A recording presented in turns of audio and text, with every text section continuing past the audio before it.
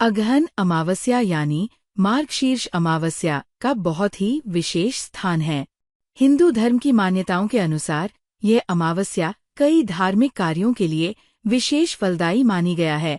इस दिन देवी लक्ष्मी का पूजन करना शुभ माना गया है।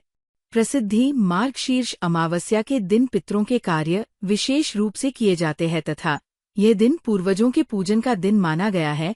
भगवान श्री कृष्ण ने गीता में स्वयं कहा है कि महीनों में मैं मार्गशीर्ष माह हूँ। अन्य जानकारी मार्गशीर्ष माह के संदर्भ में कहा गया है कि इस माह का संबंध मृगशिरा नक्षत्र से होता है। मार्गशीर्ष अमावस्या को एक अन्य नाम अगहन अमावस्या से भी जाना जाता है। ये अमावस्या मार्गशीर्ष माह में पड़ती है। इस अमावस्या का महत्व कार्तिक अमावस्या से कम नहीं है। जिस प्रकार कार्तिक मास की अमावस्या को लक्ष्मी का पूजन कर दीपावली बनाई जाती है, उसी प्रकार इस दिन भी देवी लक्ष्मी का पूजन करना शुभ होता है। इसके अतिरिक्त अमावस्या होने के कारण इस दिन स्नान, दान और अन्य धार्मिक कार्य आदि भी संपन्न किए जाते हैं, जिनका हिंदू धर्म में बड़ा महत्व है। मार्गशीर्ष अमावस्या के दिन पितरों के कार्य विशेष रूप से किए जाते हैं तथा ये दिन पूर्वजों के पूजन का दिन माना गया है। जिस प्रकार कार्तिक, माघ, वैशाख आदि महीने गंगा में स्नान के लिए अति शुभ एवं उत्तम माने गए हैं, उसी प्रकार मार्गशीर्ष माह में भी गंगा स्नान का विशेष फल प्राप्त होता है। मार्गशीर्ष माह की अमावस्या का आध्यात्मिक महत्व खूब रहा है। जिस दिन मार्गशीर्ष माह में अमावस तिथि हो, उस दिन स्नान, दान और तर्पण का विशेष महत्व रहता है। अमावस्या तिथि के दिन व्रत करते हुए श्री सत्यनारायण भगवान की पूजा और कथा की जाती है, जो अमोघ फलदायी होती है। इस दिन नदियों या सरोवरों में स्नान करने तथा सामर्थ्य के अनुसार दान करने से सभी पाप क्षय हो जाते हैं तथा पुण्य की प्राप्ति होती है। तो चलिए सुनते हैं कथा। सोमवती अमावस्या व्रत कथा के अनुसार एक नगर में गरीब ब्राह्मण परिवार रहता था। उस परिवार में पति पत्नी और उसकी एक पुत्री थी। समय गुजरने के साथ साथ पुत्री धीरे धीरे बड़ी होने लगी। वह कन्या सुंदर, संस्कारवान और गुणवान थी, लेकिन गरीब होने की वजह से उसकी शादी नहीं हो पा रही थी। एक दिन उस ब्राह्मण के घर एक साधु महाराज आए।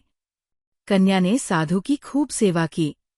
साधु उस कन्या के सेवाभाव से इतने प्रसन्न हुए कि उस कन्या को उन्होंने लंबी आयु का आशीर्वाद दिया, लेकिन साथ में ये भी कहा कि इस कन्या के हाथ में विवाह योग्य रेखा नहीं है।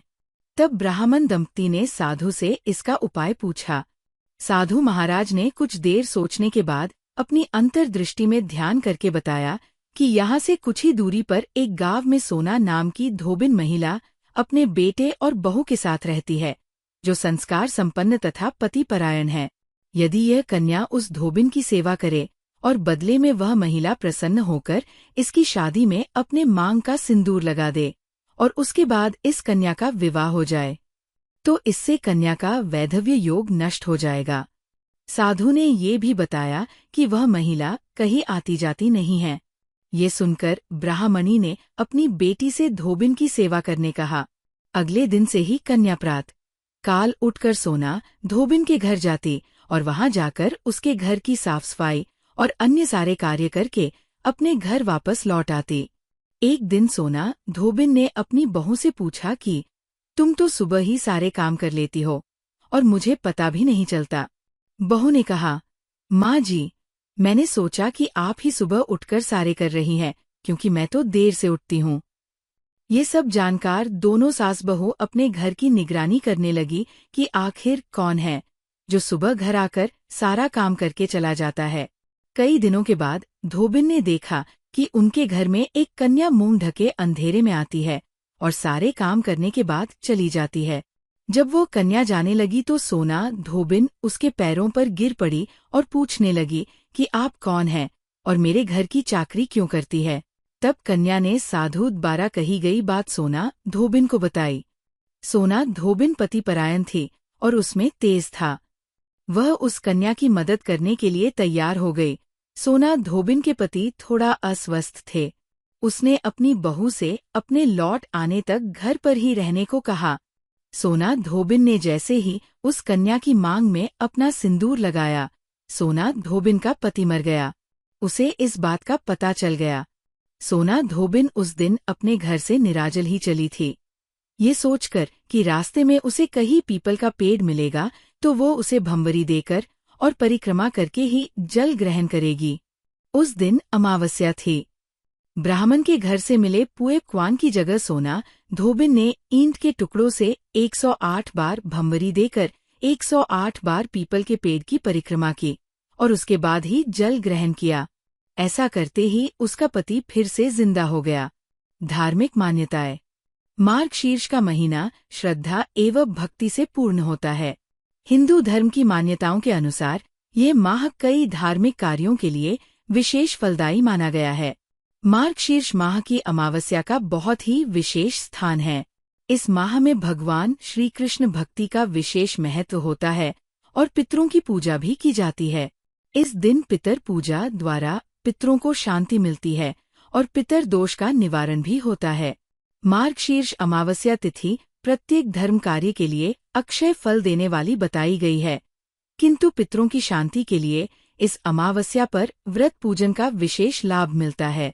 जो लोग अपने पितरों की मोक्ष प्राप्ति सद्गति के लिए कुछ करना चाहते हैं, उन्हें मार्गशीर्ष माह की अमावस्या को उपवास रखकर पूजन कार्य करना चाहिए। श्री कृष्ण का कथन। भगवान श्री कृष्ण ने गीता में स्वयं कहा है कि महीनों में मैं मार्गशीर्ष माह हूँ। सतयुग में देवों ने मार्गशीर्ष मास की प्रथम तिथि को ही वर्ष का प्रारंभ किया था। मार्गशीर्ष अमावस्या के दिन पवित्र नदियों में स्नान का विशेष महत्व बताया गया है।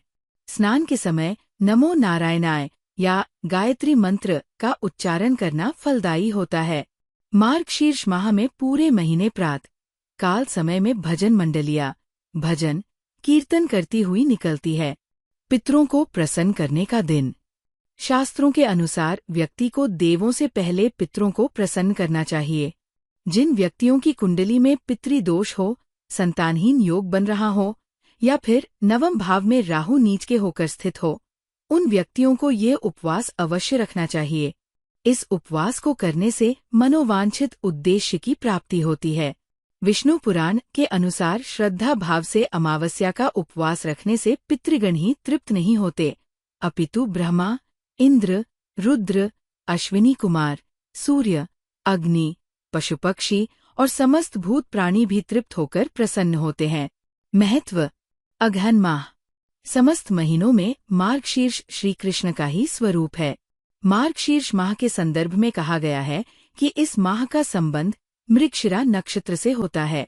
ज्योतिष के अनुसार इस माह की पूर्णिमा मृगशिरा नक्षत्र से युक्त होती है, जिस कारण से इस मास को मार्गशीर्ष मास कहा जाता है। इसके अतिरिक्त इस महीने को मगसर, अगहन या अग्रहायण माह भी कहा जाता है। मार्गशीर्ष के महीने में स्नान एवं दान का विशेष महत्व होता है। भगवान श्री कृष्ण ने गोपियों को मार्गशीर्ष माह की महत्ता बताई थी तथा उन्होंने कहा था कि मार्गशीर्ष के महीने में यमुना नदी में स्नान से मैं सहज ही प्राप्त हो जाता हूँ। इस माह में नदी स्नान का विशेष महत्व माना गया है। मार्गशीर्ष माह का पुराणों में बहुत महत्व बताया गया है। इसमें भी एकादशी, पूर्णिमा और अमावस्या का खास महत्व है। मार्गशीर्ष माह की अमावस्या को अगहन अमावस्या भी कहते हैं। इस दिन पितरों की शांति के लिए तर्पण, स्नान, दान धर्म आदि कार्य किए जाने का महत्व है। मार्गशीर्ष अमावस्या पर देवी लक्ष्मी का पूजन करना भी बहुत शुभ माना जाता है। इस दिन सत्यनारायण भगवान की पूजा करने से सभी तरह के संकट मिट जाते हैं। मार्गशीर्ष अमावस्या का महत्व। 1. इस दिन पितरों की शांति के लिए तर्पण, पिंडदान, स्नान एवं दान करने का महत्व है। 2. इस दिन किए जाने वाले पितरों का तर्पण करने से पितरों को शांति मिलती है। 3. इस दिन व्रत रखने से सभी तरह के संकटों का अंत होता है और जीवन में सुख समृद्धि आती है। 4. यदि आप व्रत नहीं रख रहे हैं तो पेड़ या पौधे में जल अर्पित करें। 5. इस दिन भगवान सत्यनारायण की कथा का पाठ और पूजा करने से पितरों को शांति मिलती है। व्रत और पूजा। विधिवत रूप से व्रत रखने और कथा सुनने से व्यक्ति के जीवन के सभी तरह के संकट दूर हो जाते हैं। सत्यनारायण भगवान की पूजा में खासकर केले के पत्ते, नारियल, पंचफल, पंचामृत, पंचगव्य, सुपारी, पान, तिल, मूली, रोली, कुमकुम, तुलसी की आवश्यकता होती। इन्हें प्रसाद के रूप में फल, मिष्ठान और पंजरी अर्पित की जाती है। मंत्र श्री सत्यनारायणाय नमः का 108 बार जाप करें।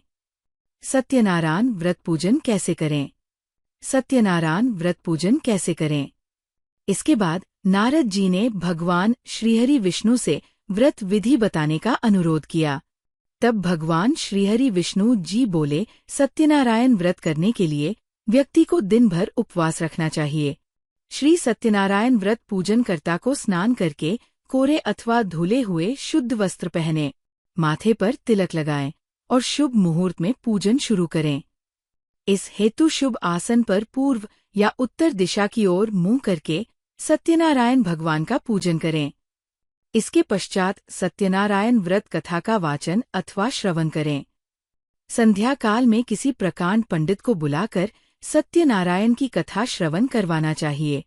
भगवान को भोग में चरणामृत, पान, तिल, मूली, रोली, कुमकुम, फल, फूल, पंचगव्य, सुपारी, दूर्वा आदि अर्पित करें।